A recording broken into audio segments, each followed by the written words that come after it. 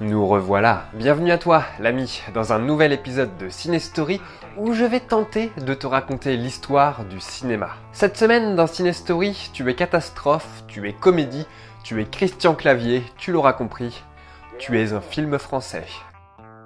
Le cinéma, c'est injuste. Je me suis longtemps demandé pourquoi ce sont les films de merde qui cartonnent au box-office, alors que la plupart de mes films préférés n'ont pas dépassé 600 000 entrées en France.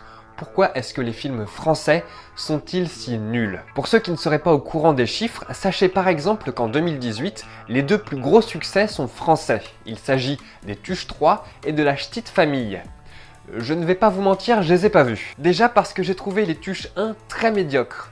Mais vraiment, n'allez jamais le voir. Et ensuite, parce que la bande-annonce de La Ch'tite Famille m'a largement suffi. Alors oui, certains ont peut-être soufflé du nez, ou même esquissé un sourire, quoique, en regardant ce genre de film, mais je pense qu'on est tous d'accord pour dire qu'ils ne méritent pas leur succès. Il n'y a pas de science du mauvais film, c'est assez subjectif comme jugement, mais je pense qu'en se basant sur les plus gros succès français de ces 5 dernières années, on peut dégager quelques éléments qui reviennent quasi systématiquement. Nous avons donc les Tuches 3, 5,8 millions, Red Dingue, 4,5, les Tuches 2, le rêve américain, 4,6 millions, les nouvelles aventures d'Aladin, 4,4, Qu'est-ce qu'on a fait au bon Dieu, 12,3 millions, et enfin les profs, 3,9 millions d'entrées. Ces films ont non seulement la faculté d'être plus mauvais les uns que les autres, mais se ressemblent finalement énormément. Les comédies, que ce soit de banlieue ou d'inversion sociale, sont surreprésentées. C'est-à-dire qu'un riche est obligé d'aller chez les pauvres, et inversement. Il y a aussi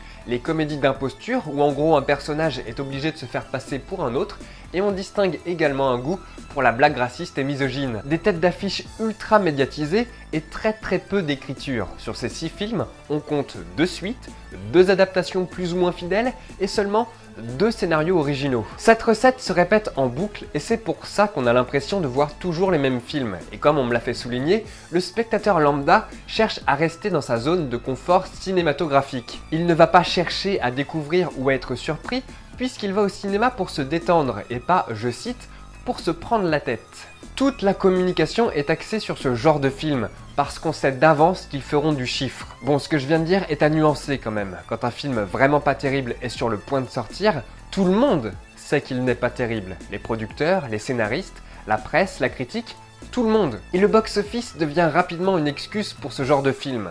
Si mon film était si mauvais, il n'aurait pas fait 3 millions d'entrées, blablabla, vous connaissez la chanson. De toute manière, même leur dire du mal ne changerait plus rien, puisque leurs films sont sortis et ont cartonné par eux-mêmes, et ils sont même plus en salle leurs films, donc c'est cartonné, c'est assuré, il n'y a aucun problème. Sauf que ça ne se passe pas vraiment comme ça en réalité. Vous pouvez pas le savoir si vous ne bossez pas dans le cinéma, mais les producteurs achètent en quelque sorte l'exploitation en salle, et surtout quand le film est mauvais. Dans ce cas-là, quand la presse dézingue un film, les producteurs achètent énormément de tickets plein pot pour les revendre aux comités d'entreprise, aux associations, pour 3 € à peu près. C'est quand même plus facile de faire 3 millions d'entrées quand il y a beaucoup de tickets à ce tarif qu'à prix normal. Moi, pour 3 €, je vais au cinéma toutes les semaines. Alors forcément, ça remplit un peu plus les salles, qui du coup garderont le film plus longtemps. Et je ne parle même pas de la promo du film. Habile de la part du groupe TF1 par exemple d'envoyer une partie du casting d'un film qu'il a lui-même produit dans des émissions à grande audience que la chaîne produit aussi. À côté de ça, est-ce que vous avez déjà entendu parler des films Captain Fantastic ou Eternal Sunshine of the Spotless Mind?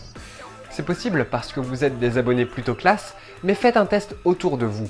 Peu de gens les connaissent parce que la communication autour d'eux a été désastreuse. Ce sont 2 de mes films préférés et ils n'ont fait qu'un demi-million d'entrées en France. Ils ont un sujet tellement plus profond et tellement plus intéressant qu'ils font peut-être peur.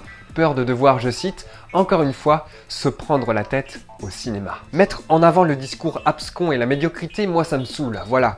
Le jour où les spectateurs feront la différence entre voir quelque chose de brillant et se prendre la tête, on aura fait un pas en avant. Mais en attendant, il y a Qu'est-ce qu'on a encore fait au bon Dieu qui sort en janvier prochain. C'est pas gagné. Et ne me faites pas dire ce que je n'ai pas dit. Si certains d'entre vous kiffent ce genre de film, c'est très bien, mais ne passez pas à côté de ce qui se fait de mieux. Je vous dis ça d'autant plus que cette vidéo est d'une extrême mauvaise foi. Je vous ai parlé des plus gros succès français en France, mais pas des films étrangers. Si je refais un classement des plus gros succès tout court en France, ça donne ça. Les Indestructibles 2, 5,4 millions d'entrées, Star Wars épisode 8, 7,1 millions, Vaiana, la légende du bout du monde, 5,6, Star Wars épisode 7, le réveil de la force, 10 millions, Le Hobbit, la bataille des 5 armées, 4,8 millions, et enfin La Reine des Neiges, 5,1 millions d'entrées en France. Qu'est-ce qu'on remarque? Que ces films sont bons. On a le droit de ne pas aimer, mais ils sont intrinsèquement de qualité. Et ils sont tous distribués par Disney, sauf Le Hobbit. Donc le spectateur n'est pas non plus teubé ou sadomaso. Alors c'est quoi le problème? C'est le cinéma français qui est gangréné? Eh bien, oui et non. Oui, parce que les plus gros succès français sont souvent des films médiocres. À mon humble avis, là où le cinéma français est désespérant, c'est du côté des soi-disant comédies. Les grands acteurs, et la France en compte des dizaines, s'y fourvoient lamentablement et on entre dans un cercle vicieux parce que ce sont ces acteurs, ces têtes d'affiche qui rapportent. Et le problème, c'est qu'à force de nous servir la même soupe en France, on ne voit plus que ça et nous sommes totalement biaisés. C'est ce qui s'appelle le biais de confirmation. C'est un biais cognitif qui consiste à privilégier les informations confirmant ses idées préconçues ou ses hypothèses, ou à accorder moins de poids aux hypothèses et informations jouant en défaveur de ses propres idées. Et ça marche aussi dans le sens inverse. On ne voit qu'une infime partie des films produits par l'industrie américaine.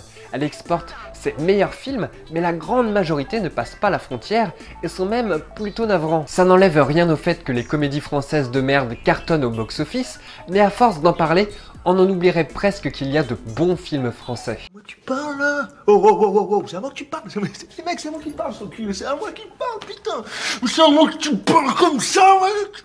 Entre les classiques et les plus récents qui ne peuvent pas bénéficier d'une énorme com parce que les producteurs ne veulent pas prendre le risque de perdre de l'argent, il y a de quoi faire. Et pardon, mais Astérix, Obélix, Mission Cléopâtre, si ce n'est pas une putain de bonne comédie française, je sais pas ce que c'est. Ok, ça date un peu, mais je vous jure qu'en France, on sait faire encore du bon cinéma, quand c'est fait pour les bonnes raisons.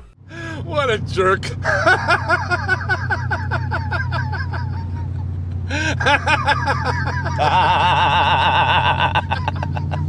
You stupid son of a bitch! À bras ouverts, c'est pas fait pour les bonnes raisons. Mais alors pas du tout. À noter également que le cinéma français est celui qui s'exporte le mieux à l'étranger après le cinéma américain et qu'en dehors de nos frontières, notre cinéma est considéré comme original et audacieux et que nos cinéastes sont appréciés pour leur capacité à raconter des histoires. J'exagère même pas. C'est peut-être même un des derniers cinémas qui ne cherche pas uniquement à divertir son public, mais qui cherche à lui raconter quelque chose. C'est cette notion de message qui vaut au cinéma d'être appelé le 7e art. Mais en attendant, il y a Qu'est-ce qu'on a encore fait au bon Dieu qui sort en janvier prochain. Voilà, j'espère que cette vidéo vous aura plu. Ça faisait longtemps que je voulais parler de notre cinéma, mais j'avais peur de me répéter parce que je lui ai déjà filé quelques baffes au fil de mes vidéos. Vous n'aurez peut-être pas appris grand chose aujourd'hui, mais si ça vous a donné envie de partir en quête de bons films français, c'est le principal. Avant de partir, si vous voulez m'aider à développer cette chaîne, partagez cette vidéo, c'est très important. Vous pouvez aussi me laisser un petit pouce vers le haut, ça me fait à chaque fois super plaisir, et moi je vous dis à très bientôt dans une prochaine vidéo. Bisous!